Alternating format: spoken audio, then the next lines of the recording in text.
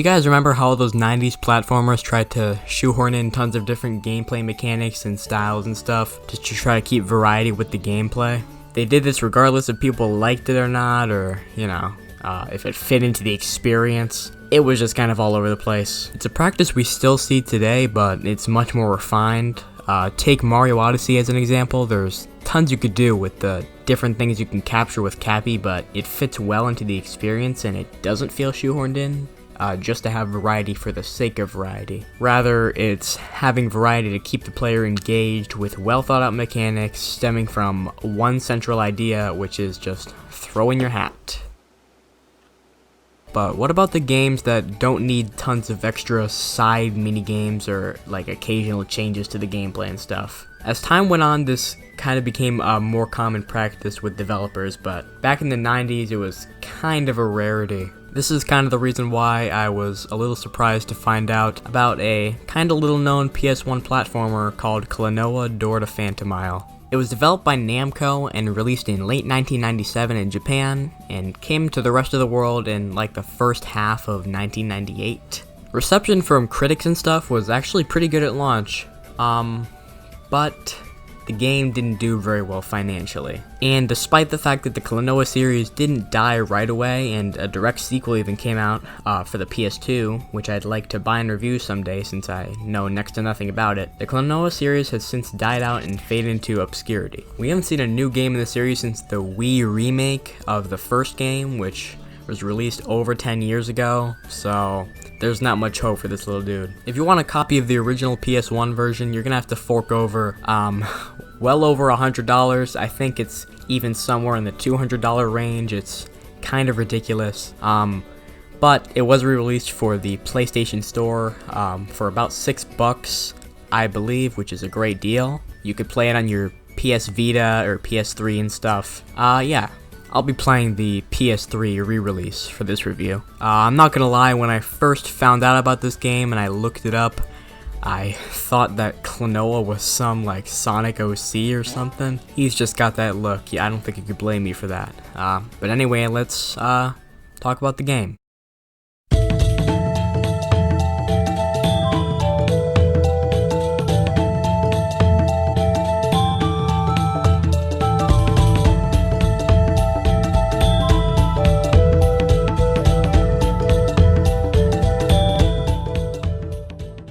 I'll start with the story. We'll get more into it later with some spoiler warnings, but I'll get into like the, more expository type stuff near the beginning. So it was actually gonna be originally a lot darker than the final story is. It was gonna have some ancient ruins type style. The main character had concept art that looked like this.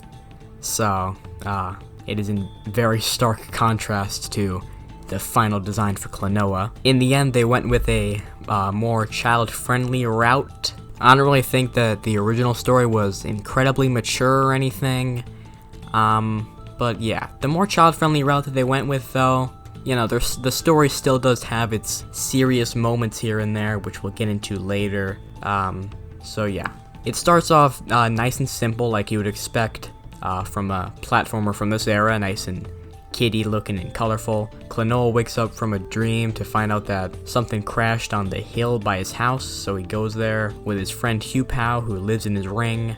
So they get to the top of the hill, and there's this big bad cosmic dude.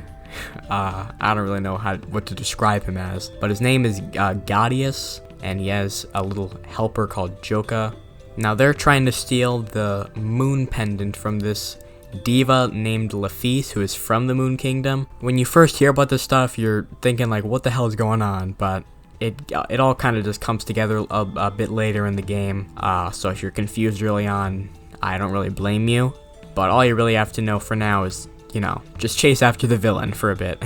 The story just kind of continues a little bit. I don't really know how else to describe it. Near the beginning, the story structure is just kind of like, you play a level, you meet some character with a problem, and then you beat a boss. And that's kind of it. It doesn't get too deep or complex or anything. It is a kid's game, so I guess that's kind of to be expected, but whatever. Sometimes you've got, higher stakes, like when you're in Jugpot, which is this water park looking area. The leader of it, or whatever, Seedof, has been possessed by Gaudius, and he's trying to kill you, so you gotta, save him and this, like, dolphin thing from the possession that they're under. And yeah, there's also this little cute little fish who is the daughter of the dolphin thing, and she wants you to save her mom. So there are higher stakes sometimes to kind of drive you forward.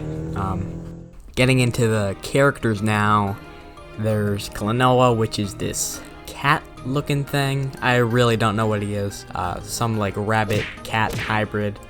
He's a nice dude. He's kind of like naive and stuff, but he tries his best, and there's never really any moment where you dislike him. And the same kind of goes for Hugh Pow, but it's a little more interesting with him, considering what is revealed to happen later in the story, near one of the final levels. And during that time, Klonoa and Hugh Pow's relationship kind of gets a little more interesting, and it's not just like, oh, two friends go on an adventure, blah blah blah. There's also like these side characters, like people in these one-off locations, like for example the guards in the Forlock Forest. Then there's these dudes in the Sun Kingdom, stuff like that. But I guess that's enough about the story and characters and stuff. I guess we should get into the actual gameplay, which is kind of what matters most. If you haven't noticed already, Klonoa is a 2.5D platformer, which if you don't know what that is, it takes place on a 2D plane, but with like 3D environments. If you've ever played Kirby 64, it's kind of like that.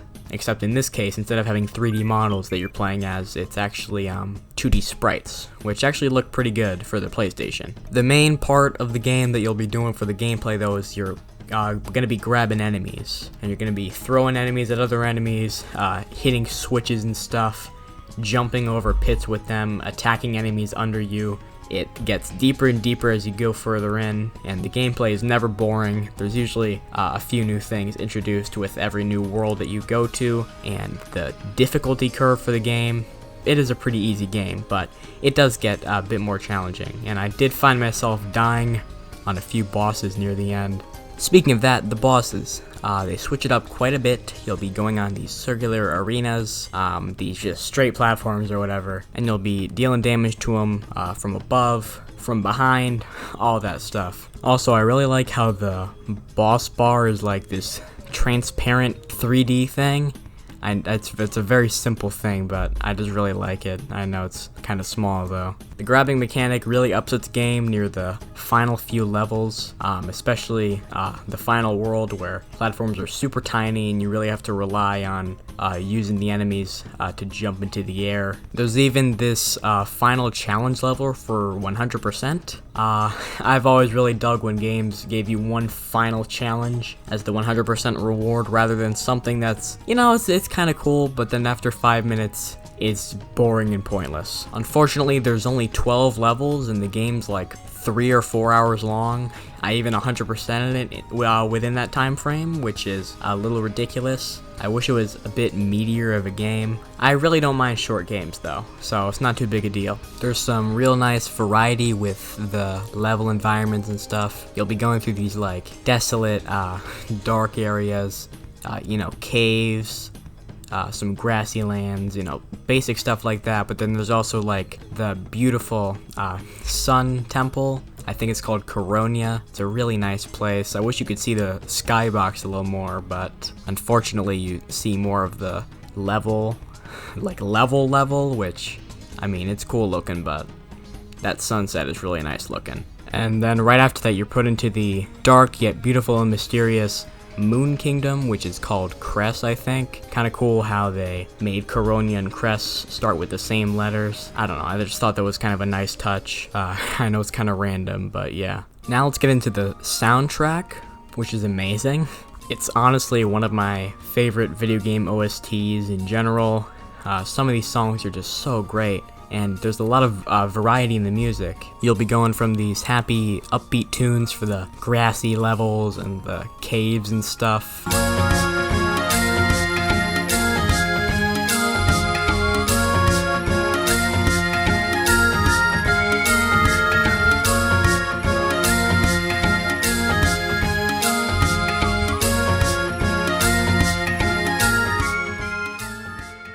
to the more serious, suspenseful songs.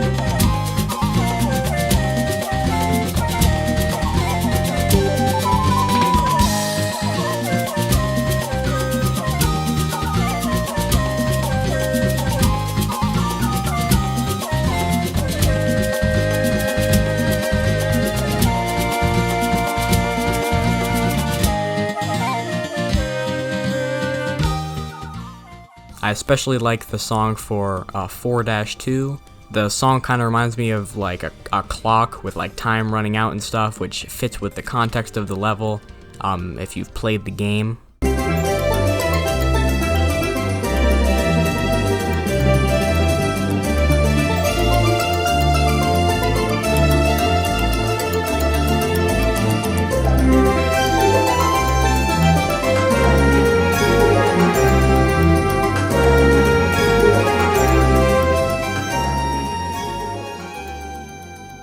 And then there's the sad songs that go with the more serious parts in the story, and they're just all great.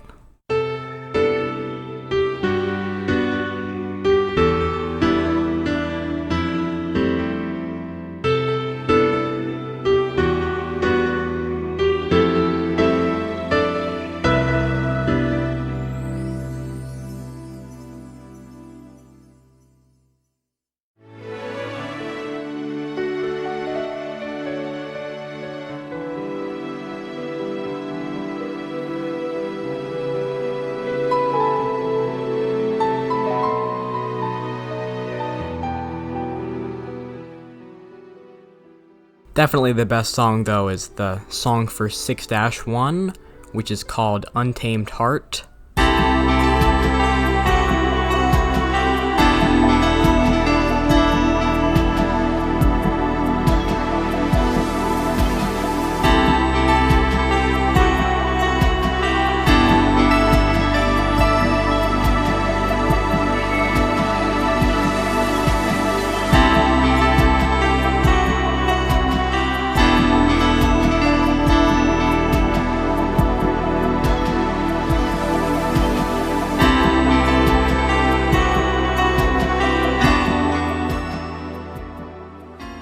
Like, damn, holy shit, it is amazing. Alright guys, I'm gonna put a timestamp on screen. You can skip to that to avoid spoilers for the game. I really don't want you to get spoiled if you haven't played this game, and I feel like there is a pretty good chance that you haven't. It's only $6, man, like, just go ahead and buy it, play through it, then come back here. So, right at the end of the 4th world, Klonoa's grandpa dies. He gets shot by Joker's blast in his helicopter looking thing. I really don't know what it is, but it blasts his entire house and it's all burning and stuff. And his grandpa passes away in his arms and he screams. This is really where the story starts to get a little more serious. And then we get to the next world where not much happens, to be honest. It's just kind of Klonoa going through another level. Once we get to the Moon Kingdom, however, that's when stuff starts to get a little more serious.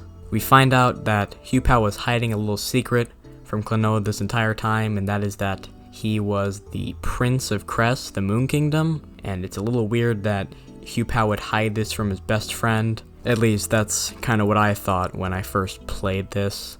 I just thought it was a little odd. So you fight through that final gauntlet at the Moon Kingdom, and then you make your way to Gaudius, and you fight him. It's a pretty good fight, going around trying to grab these dudes, shoot him at them. If you get caught in these portal orb things, then he teleports you to the outside of the circle, and you have to jump over his laser beams to get back inside. It's pretty fun. And then he unleashes Nahatum, I think it's pronounced. It's kind of like an out-of-nowhere final boss. sort of. I'm pretty sure, from what I can gather, it was Laphise who was turned into Nahotum because he was like giving her nightmare energy or something. But yeah, the final boss has you grabbing enemies and putting them into cannons that are being managed by people you've met throughout the story. And once they're all filled, you shoot them. And then, you know, there's like 3 different phases to the fight, I believe. There's one where you're just running around outside, blah, blah, blah. Then he sucks you in and you're inside trying to shoot these crystals. Then you're back outside, but there's like crumbling platforms. It's a pretty challenging fight. I wouldn't call it the hardest fight in the game, but it is the best fight in the game in my opinion. So that's all done. Hu Pao sacrifices himself, or so you would think. He actually turns out to be just fine. And then Hu Pao and Klonoa are reunited and the story can end just nice and happily, except it doesn't.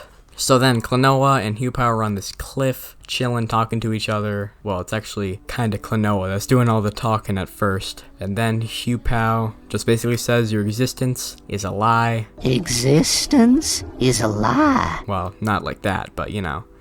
Basically, Klonoa is not really supposed to be in the world of Phantomile. He had fake memories planted in his brain by Hu Pao, and he was needed to destroy the nightmare energy in the land of Phantomile, and that's the only reason why he's there. The memories of him and his friend Hu Pao run around in the fields and stuff, being friends, and Grandpa was all made up. And it's a little depressing thinking about the fact that Klonoa cried over Grandpa, and it wasn't even his grandpa. So then Laphise goes and sings this Song of Rebirth, which is kind of a sad song. And then Klonoa is sucked out of the land. Hu Pao has some regret and he runs over to Klonoa to try to save him, but he can't do it. Flowers are blooming, blah blah blah. So it's a sad ending, and they could have had some happy credits or something to try to cheer you up right after that. But no, this is the credits theme.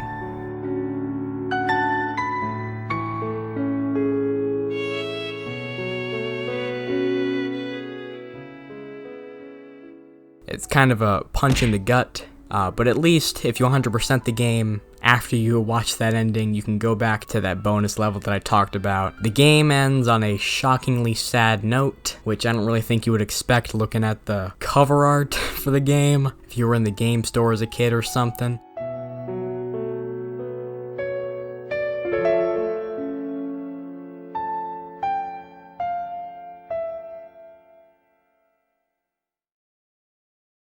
So that was Klonoa Door to Phantomile. What do I think of it? I think that it's an underrated PlayStation classic, and it's a must-play for any PlayStation fans, people who have a hankering for some more PlayStation platformers. I can definitely recommend this one, not only because it's only 4 hours long, but it's also cheap on the PlayStation Store, as I said. Just go and buy it, guys, come on. I do think that there are far more remembered PlayStation platformers, which doesn't really help this game's popularity, which it's not too popular. It's, you know, it's got a growing fan base and stuff. I think that Namco should bring this series back from the dead. I'm pretty sure they were gonna make a movie at some point, but it just never worked out, I guess, because we haven't heard any news on it. It kind of reminds me of the Sly Cooper movie, which also never came out. Come on, Namco, bring back the series, make a Klonoa 3 or something. I don't even care if you remade the first game again and put it on like Xbox One, PS4, and Switch and stuff. I really wouldn't mind that. Hell, make a new Klonoa game for the PS5. That would be a nice series revival. Anyway, guys, thanks for watching. I kind of spent a while working on this video. I had a week-long power outage, which did not help. I couldn't record my lines with a generator going in the background, unfortunately. I'll hopefully see you guys in some other review video soon, or maybe some retrospective on a video game, I don't know. So bye.